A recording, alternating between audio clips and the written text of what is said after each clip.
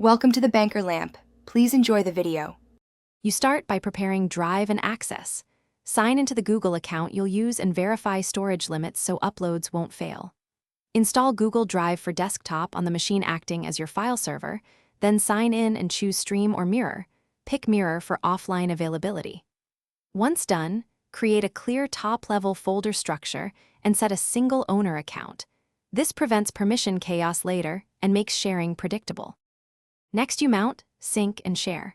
Map the Drive virtual letter as a network location on Windows, or use the Mac OS Finder integration so apps access files like a local server. Move your server files into the Drive folders in batches, keeping folder structure and checking sync status. This avoids accidental overwrites. Then set folder-level sharing using groups and role-based permissions, editors for collaborators, viewers for consumers, so access scales without exposing everything. Finally, secure, automate, and troubleshoot. Enable two-factor authentication on the account, turn on Drive audit logs, and apply sharing expirations where appropriate so access is time-limited. Automate backups by scheduling exports or using third-party backup tools and keep versioning enabled for quick rollbacks.